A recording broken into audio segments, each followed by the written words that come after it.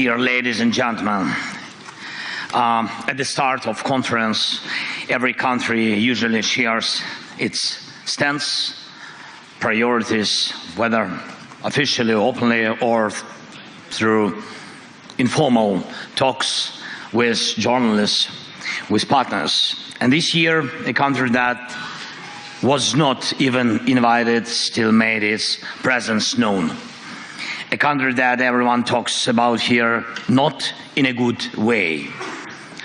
The night before Munich this year, a Russian attack drone struck the sarcophagus covering the ruined fourth reactor of the Chernobyl nuclear power plant. It was a modified Shahid drone, Russian drone, a technology passed on to Russia. Its warhead carried at least 50 kilograms of explosives. And we see this as a deeply symbolic move by Russia, by Putin. Just recently in Ukraine, we discussed the crucial role of nuclear energy in keeping the country running despite Russia's constant attacks on our Ukrainian energy infrastructure. And we are now preparing a project to expand our Khmelnytsky nuclear power plant. Just one day before the Munich, I was there on the plant, and with involvement from American businesses and including Westinghouse. The project will strengthen the energy security of not just Ukraine, but our entire region of Europe. And we also recently spoke with President Trump and his team about nuclear energy and Europe's largest nuclear power plant, our Zaporizhzhia plant, which is currently occupied by Russia. And Russia responded by sending a drone to hit Chernobyl's sarcophagus, which shows radioactive dust and debris. And this is not just madness. This is Russia's stance. A country that launches such attacks does not want peace. They don't want. It is not preparing for dialogue. Almost every day, Russia sends up to 100, even more, Shahid drones at us each day, and regular ballistic missile attacks, and a steady increase in aerial bomb strikes. But that's not all. This year, Moscow plans to create 15 new divisions, adding up to 150,000 soldiers. That's more than the national armies of most European countries. Russia keeps opening new army recruitment centers every week. And Putin can afford it. Oil prices are still high enough for him to ignore the world.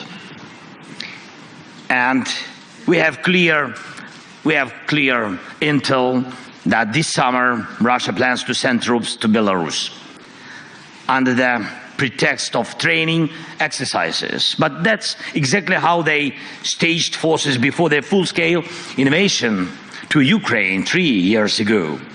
Is this Russian force in Belarus meant to attack Ukraine? Maybe. Or maybe not. Or maybe it's meant for you. Let me remind you, Belarus borders 3 NATO countries. It has effectively become a foothold for Russian military operations. According to both Putin and Lukashenko, Belarus now hosts banned weapons, medium-range missiles, and even nuclear arms. Putin clearly sees Belarus as just another Russian province now. And we need to be realistic. If someone is setting up a military launch pad, we need to ask, what should we do about it? And more importantly, what can we do before the next attack, the next invasion? Remember There have already been provocations on the Polish and Lithuanian borders with Belarus, migrant crisis staged by Russian intelligence to store up chaos in Europe. But what if next time it's not migrants? What if it's Russian troops or North Korean troops? Make no mistake, North Koreans are not weak. They are learning how to fight now, how to fight the modern war. And what about your armies? Are they ready? And if Russia launches a false flag operation or just straight up with no insignia from Belarus, like how Crimea got taken in 2014, how fast will the allies respond? And will they respond at all? Yesterday here in Munich, the US Vice President made it clear. Decades, he said, decades of the old relationship between Europe and America are ending. From now on, things will be different, and Europe needs to adjust to that. Ladies and gentlemen, I believe in Europe, and I'm sure you believe too. And I urge you to act for your own sake.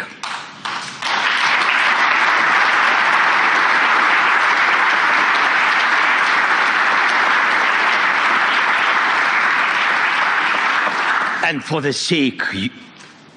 sake of Europe, people of Europe, your nations, your houses, your children, and our shared future. For this, Europe has to become self-sufficient, united by common strengths, Ukrainian and European. Right now, Ukraine's army, supported by global aid, thank you so much, is holding back Russia. But if not us, then who will stop them? Really? Let's be honest, now we can't rule out the possibility that America might say no to Europe on issues that threaten it. Many leaders have talked about Europe that needs its own military, an army of Europe. And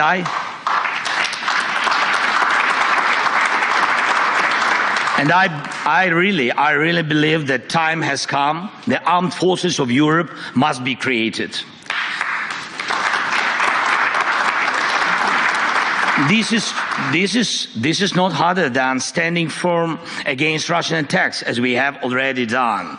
But this is not just about increasing defense spending as a GDP ratio. Money is needed, of course, yes, but money alone will not stop an enemy assault.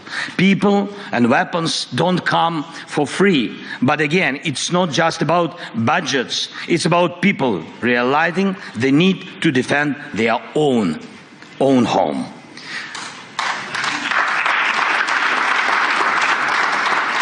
Without Ukraine's army, Europe's armies will not be enough to stop Russia. It's reality for today. Only our army in Europe has real modern battlefield experience. But our army alone is not enough too. And we need what you can provide: weapons, training, sanctions, financing, political pressure, and unity. 3 years of full-scale war have proven that we already have the foundation for a united European military force. And now, as we fight this war and lay the groundwork for peace and security, we must build the armed forces of Europe so that Europe's future depends only on Europeans, and decisions about Europe are made in Europe.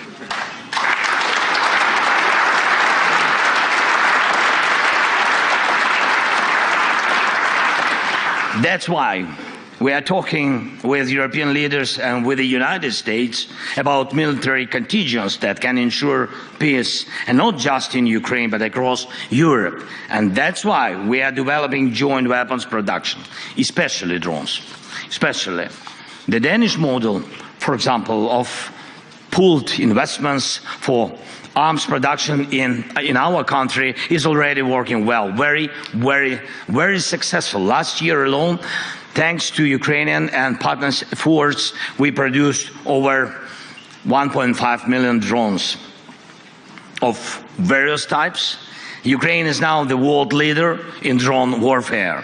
This is our success, but it's also your success, of course. And everything we build for our own defense in Ukraine also strengthens your security. And the same should apply to artillery, air defense, technologies, and armored vehicles. Everything needed to protect lives in modern war should be produced in Europe fully. Europe has everything it takes. Europe just needs to come together and start acting in a way that no one can say no to Europe. Boss it round or threat it like a pushover. This isn't just about stockpiling weapons. It's about jobs, technological leadership, and economic strength for Europe. Last fall, in my victory plan, I proposed replacing part of the US military presence in Europe with Ukrainian forces, if Ukraine is in NATO, of course. If the Americans themselves decide to go that way, decreasing their presence, it's not good. Of course, it's very dangerous, but we all in Europe need to be ready. And I started discussing this even before the US elections because I could see where American policy was heading. But America needs to see where Europe is heading. And this direction of European policy shouldn't just be promising, it should make America want to stand with a strong Europe. This is absolutely possible, I'm sure of it. And we must shape that course. Europe must decide its own future. We need confidence in our own strengths so that others have no choice but to respect Europe's power. And without a European army, that is impossible. Once again, Europe needs its own armed forces. And I know Mark Rutte, my good friend, is listening to me right now. And Mark, my friend, this isn't about replacing the alliance. This is about making Europe's contribution to our partnership equal to America's. And we need the same approach when it comes to diplomacy, working together for peace. Ukraine will never accept deals made behind our backs without our involvement.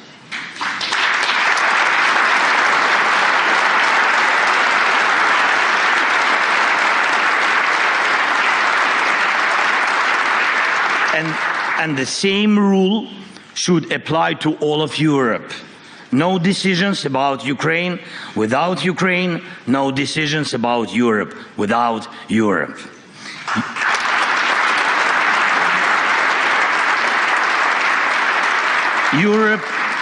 Europe must have a seat at the table when decisions about Europe are being made. Anything else is zero. If we are left out of negotiations about our own future, then we all lose. Look at what Putin is trying to do now. This is his game. Putin wants one-on-one talks with America. Just like before the war, when they met in Switzerland and looked like to carve up the world. Next, Putin will try to get the US president standing on Red Square on May 9th this year, not as a respected leader, but as a probe in his own performance. We don't need that. We need real success. We need real peace.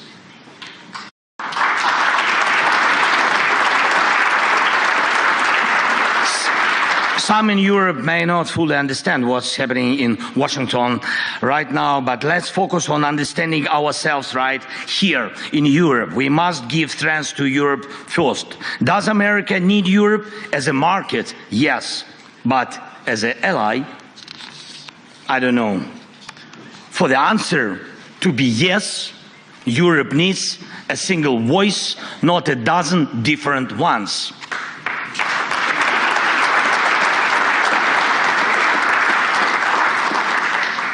Even those who regularly come to Mar-a-Lago need to be a part of a strong Europe, because President Trump doesn't like weak friends. He respects strengths. Next, some in Europe may be frustrated with Brussels, but let's be clear. If not Brussels, then Moscow. It's your decision.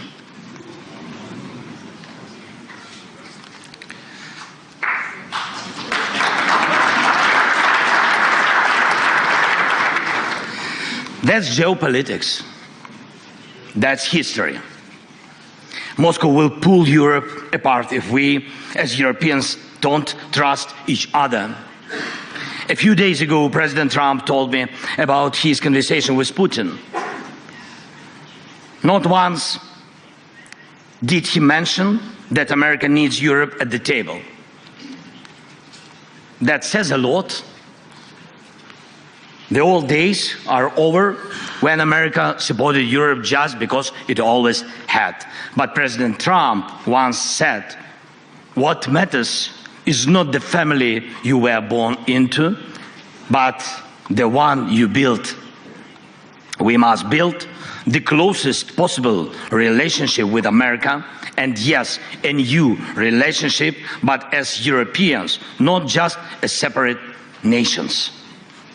That's why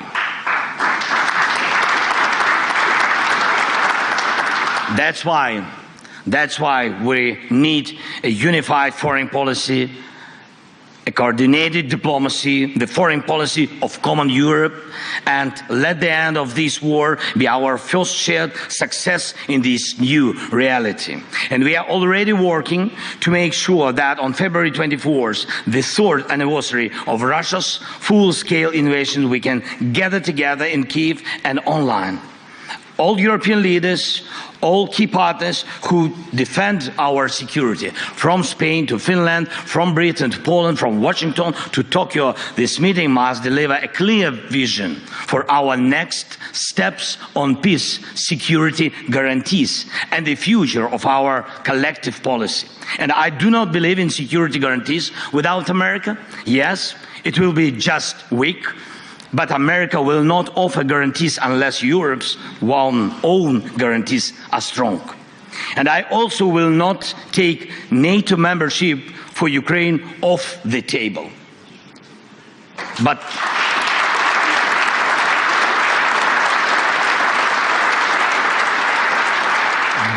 right now, the most influential member of NATO seems to be Putin, because his whims have the power to block NATO decisions. And that's despite the fact that it was Ukraine's army that stopped Russia, not a NATO country, not NATO troops, but only our people and our army.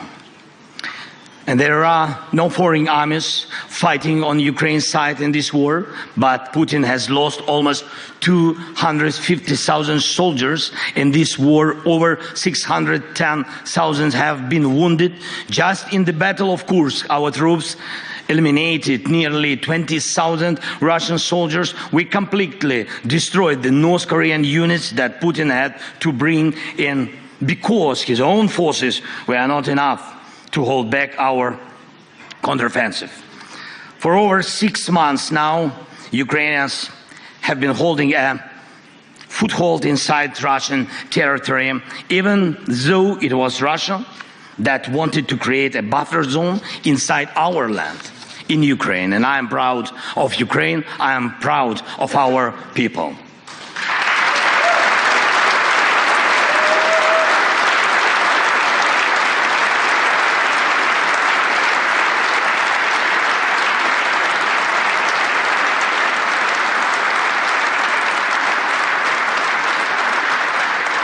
But now I ask you, each of you to honestly answer this question. If Russia came for you, could your army fight the same way? I don't want anyone to ever have to find out, God forbid. That's why we are talking about security guarantees. And that's why we believe that the core of any security guarantees for Ukraine must be NATO membership. Or if not that, then conditions that allow us to build another NATO right here in Ukraine. Because at some point there will be a border between war and peace. Where that border is drawn and how strong it is up to us. My proposal: Ukraine's eastern border, Belarus eastern border, the eastern borders of the Baltic states, Finland's eastern border. That is the strongest security line for all of us in Europe, because that is the line of international law.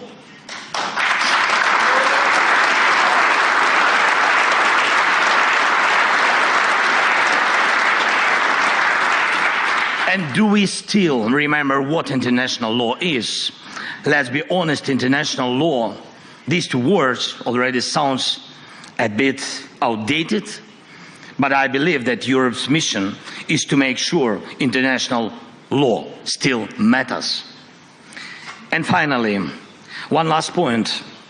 What security guarantees can Putin offer? Before the war, many doubted whether Ukraine's institutions could withstand Russian and Putin's pressure, but in the end, it was Putin who faced an armed rebellion from within. He was the one who had to defend his own capital from his own warlords. That alone shows his weakness. So what happens to the million Russian troops currently fighting in Ukraine? Where they gonna fight if not in Ukraine? This is why we cannot just agree to a ceasefire without real security guarantees, without pressure on Russia, without a system to keep Russia in check. To fight us, Putin pulled troops from Syria, from Africa, from Caucasus, even from some part of Moldova. And right now, he faces a shortage of fighting forces. And if this war ends the wrong way, he will have a surplus of battle-tested soldiers who know nothing but killing and looting. And that is yet another reason why this war cannot be decided by just a few leaders, not by Trump and Putin, not by me and Putin, not by anyone here in Munich sitting down with Putin alone. We must apply pressure together to make real peace.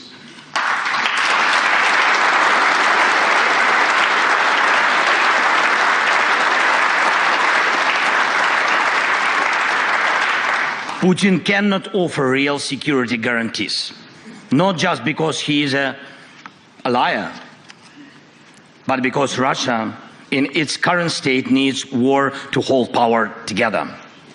And the world must be protected from that.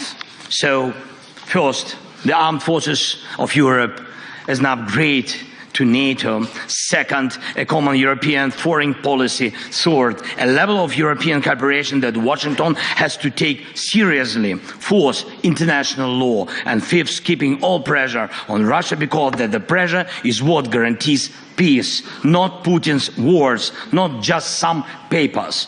Putin lies. He is predictable and he is weak. We must use that now, not later. And we must act as Europe, not as a bunch of separate people.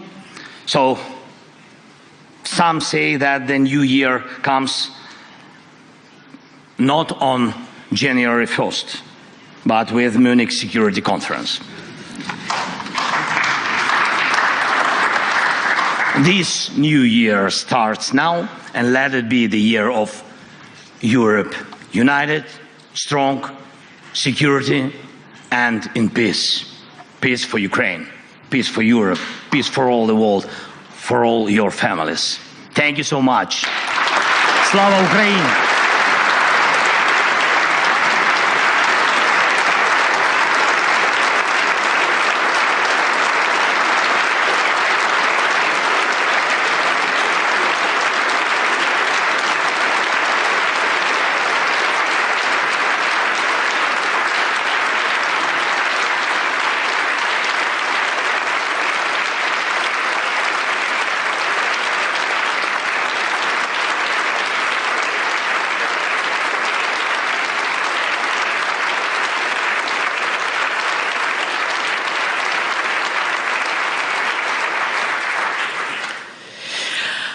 Mr. President, thank you. Thank you very much. That was a stem-winder of a speech with a lot of challenges thrown down. I want to ask you to expand more on the American piece of this. You, after your phone call with President Trump, said that you did not hear enough detail to make this a peace plan. Can you just elaborate what you meant by that?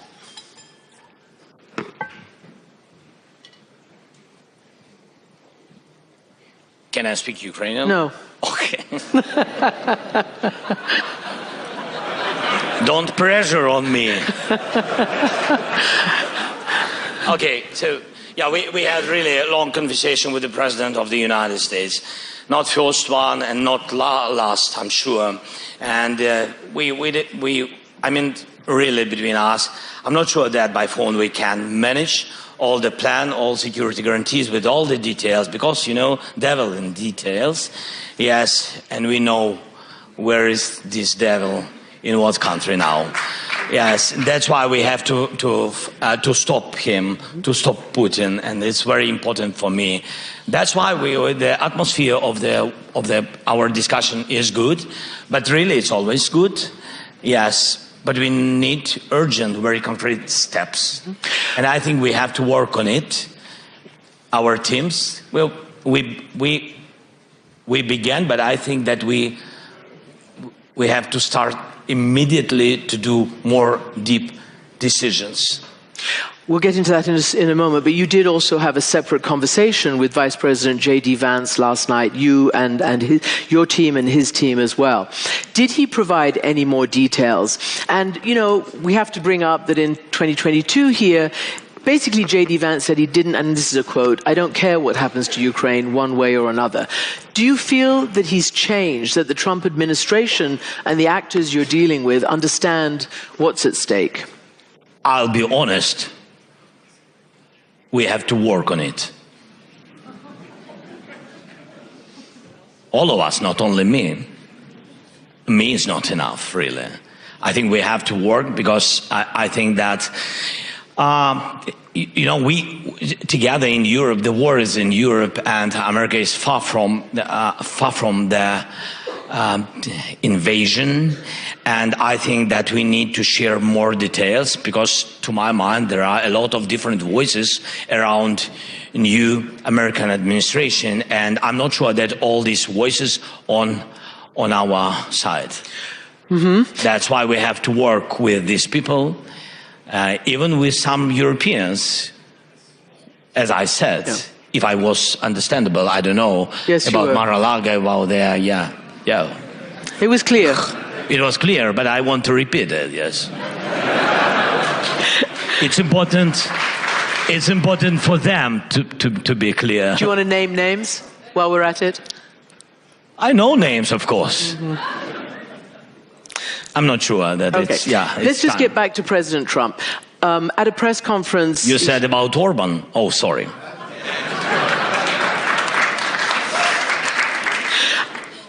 Do you understand? No. Viktor Orban is what the president was saying. Mr. President, Trump was asked whether he trusted Putin. And he sort of basically ended up saying, on this, I do. But he has also said that, and frankly, it's quite difficult to extract what all the different administration officials have been saying. On the one hand, potentially that you know, maybe Ukraine had a responsibility for this war. Maybe Ukraine can't ever expect to get back. It's unrealistic, according to the defense secretary, its territory. Maybe Ukraine will be safe and independent. Maybe it'll be part of Russia. Do you understand what America's position is? Yes. Which is? I think, to my mind, they are preparing atmosphere for their dialogue. For their dialogue, which will be? For the dialogue between Trump and Putin. And I think this is, it's up to them, but they can discuss everything they want, but not about Ukraine without us. And that's why, in this case, especially in this case, I think it's a little bit dangerous. That's why I said that we need to talk more with the president and to talk more with his people, with his teams. Yesterday, as you said, yes, we had good conversation, and I think that I opened some new details for vice president. That's why I said it's not waste time. It's really very important, I think, diplomatic investment for the future, just and lasting peace for Ukraine. Yeah, sorry. Yeah, I thought you were going to say some more things. Your order. Yeah. You just sort of, I suddenly got flummoxed. I'm sorry. You said Putin doesn't want peace. I mean, you just said it loud and clear here. It's true. So what is the dialogue? And have you convinced the Americans that A, Ukraine has to be at the table, and B, I guess the Europeans have to convince them that they have to be on all the levels, we directly, very directly, send these messages that we have to prepare security guarantees like a main part of the stopping Putin and stop this war, and very important, essential, and we say that it can't be without us, and that's why I don't know if we don't have, from my point of view, if we don't have for today common plan, it means for me that United States doesn't have. Because if they have something, it's not about us. This about something new, but we don't want this new reality. Yes. So that's why, I was just asking you whether you have convinced them that you must be at the table. Of course I said that I think that is good, that first of all we have to make a plan with you, I said to the president. It was the day when he had phone calls with Putin and with me, and first with him and then with us. And how did that sit with you? No, I said that... first with Putin and then with you? I'm not happy. Yes, but I think that more dangerous if first meeting will be with Putin and then with Ukraine. And there are things I shared with the President Trump, that first of all we have to see common view. And I said also that at the table we need Europe also. It's very important for us. We are Europe, we in Europe, and we see our future only in EU, like a member.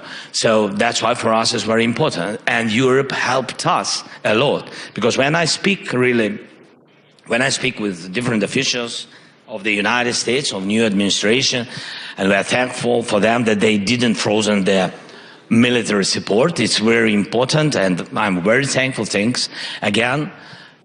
But when we speak, I really understand what part of support did America during these 3 years, and what huge support made Europe. And it's important. Did you get a commitment from President Trump that you would meet with him first? Do you have a plan to meet with the president? No, we have our plan, of course. It's our country, and that's why it's our plan. I think it's understandable, but we need the common view. That's why we are ready for the common plan. Yeah. And I shared it with... I'm just asking whether, because President Trump says he'll meet Putin maybe in Saudi Arabia maybe soon, has he said he will meet you? He said to me that we have to meet, and I said to him also we have to meet. I think that I said first that we have to meet. Yes, and but we understood each other because I didn't say about it once. You said it several times. Yeah, so that's why I think we understood each other, and it's very important. Yes, because if we can repeat the words that each day we have losses, and if President of the United States or other leaders repeat these words, Ukraine has losses, we have to stop the war. I mean, that it meant that we have urgently to meet if we really want to stop. To meet with the concrete dates and days and plans. So you talk about losses, obviously heavy losses. You mentioned Russia's heavy losses as well. Yeah. You were talking to President Trump, and you know that last year, around this time last year, it was President Trump and his allies in Congress which delayed for approximately 7 months the aid that was meant to come to Ukraine. When I spoke to General Syrskyi, your commander in Ukraine, just a few months ago, he said the delay in aid did cost lives, cost territory, and cost a lot of strategic effort in Ukraine. Did you mention that to President Trump? No. I see. We spoke about delaying and about decision of the Congress, and at least positive decision. I was thankful to him. It was in September when we had meeting during his election period. I think so, or before the election period. I don't. Before, a little bit before. Yes. So it was very important, the decision. I was thankful bipartisan support and also Mike Johnson. He made positive decision. And also to President Trump, because if he wouldn't be supportive, they couldn't vote this decision. But really, help, which we needed very much, still is going. I mean, not everything came. Yeah. You understand? Yeah. So it's very slow, and I think General Syrskyi was right that one of the reasons why we lost, but I don't want to speak about kilometers, but I'm ready. I mean, we lost about 4,000 square kilometers. Yes, but of course, if the help could come, very quickly, everybody understand that the losses was. I mean, I understand what you're saying. We could be in more good conditions. And precisely because of where you would need to be to have a negotiation to end the war. That's why I ask you this. So you talked about security guarantees. What details do you think about? What would be a security guarantee apart from joining NATO right now? What would be a security guarantee in any ceasefire or to freeze or monitor any line of contact, which is some 1,300 kilometers long? Because already Defense Secretary Hegseth said there'd be no US troops. We don't know what it looks like. What do you think it looks like? More strong sanctions, not if they will invade again. Just more strong sanctions at the very beginning. Then, like you said, really difficult to hold the border, long border. For Ukraine and Ukrainian soldiers. That's why we need big army. I shared it yesterday. Yes, we need army more than now. If we are not in NATO, then, as I said, NATO has to be in Ukraine. It means only one, that we will need the army comparable with soldiers of Russia. It's 1.3 or 1.5 million soldiers. So we need money for this, the package of money, real money, and it's big deficit. Even today, for us, it's 40 billion per year. So this money and then weapon and the package of missiles, what was written in the victory plan, the package which we will not use, but it has to stand on our territory. And if Putin will begin new invasion, we will use it. So I think these issues are very important. This is priority. And foreign troops, European troops? Yes, we are open for this initiative. Yeah. We understand. I mean, mostly we understand the details, but we need to discuss these details with leaders. I don't want to be now, very loud about it. So, but we understand that we need it. It will help us And one other big question, the Treasury Secretary, Scott Bessent, came to your country. Yeah. I believe essentially gave you a notice that this is what the administration wants in terms of how much of your rare earth minerals. Trump himself has said, I want $500 billion worth, and that would be fair, he said. What is your response to that? I know you've been talking about rare earths even under the Biden administration. We're still talking. Yes. So where do you stand on that? We're still talking. Mm-hmm. So not 500 million. You know, that's half in our history, there have been a lot of different dialogues with different American administrations.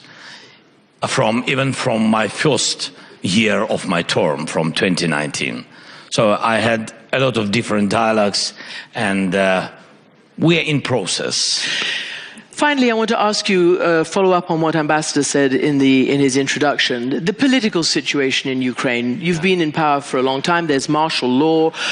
You haven't had elections since then. Your mayor of Kyiv, Vitaly Klitschko, has criticized you for that and for many other things.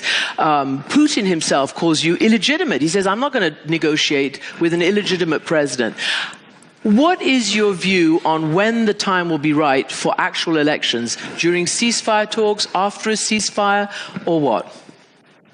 Interesting what Klitschko said about me. I really didn't. Your opponents, I'm telling you what your opponents, and some members of civil society. Okay. No, I'm surprised. I mean that Klitschko is a great sportsman, but I didn't know that he is a great speaker. But I respect him. So I'm focusing on surviving of our country, and I'm doing really all my term, beginning from different dialogues, as I said to you, continuing with COVID as all of us, but half of my term was COVID, another half is the war with Putin, or against him. Yes? So this is what really very important. I'm ready, to speak about elections if you want. Ukrainians don't want, totally don't want, because they're afraid, because otherwise we will lose the military law, war law, and our soldiers will come back home, and Putin will occupy all our territory. It will be, because now we're mobilized, now we are one organism, yes, so we are one country. Yeah, that's why it's very important to hold and to save it. And it doesn't matter, we need unity in country. So it's not about, myself, it's about the future of our country. It's about, for today, really, the question is to survive. The question is to save Ukraine, our independence, our people, our homes. And if somebody doesn't like, they can choose another citizenship. If they want.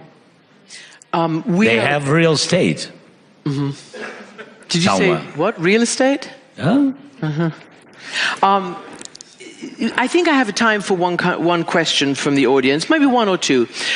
Somebody got a question for the president? Apparently not. What is 2025 going to be in Ukraine? Do you believe it'll be the year of peace? And more to the point, do you believe Putin has any intention of allowing an independent, sovereign Ukraine? We really want peace, and we work on it. We will prepare security guarantees like we see. We will share it with the United States, and I hope they will share their view.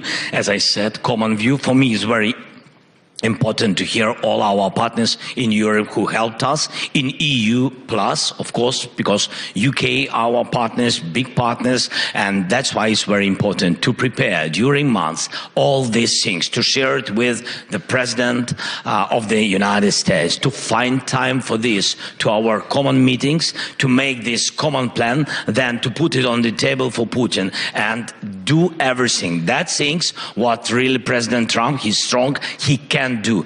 Put sanctions or pressure in any ways, in any case, how he wants. And after that, to stop this war this year, 2025, make a peace in Ukraine. This is our plan. That's what we really want, and that's what we will try to do. Did you tell, as was reported, President Trump, that Putin is only doing this and agreeing to talks because he's afraid of Trump? Did you tell him that?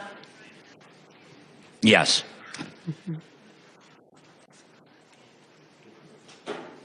I told Trump that Putin afraid of him. Yes, and he heard me. And now Putin knows.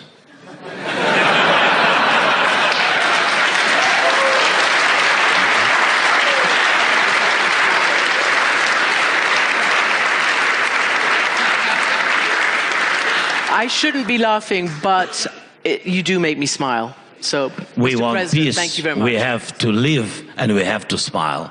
That's when we true have too. time, That of is course. true. Thank you. Дякую. Слава Україні! Thank you. It's very good. Thank you.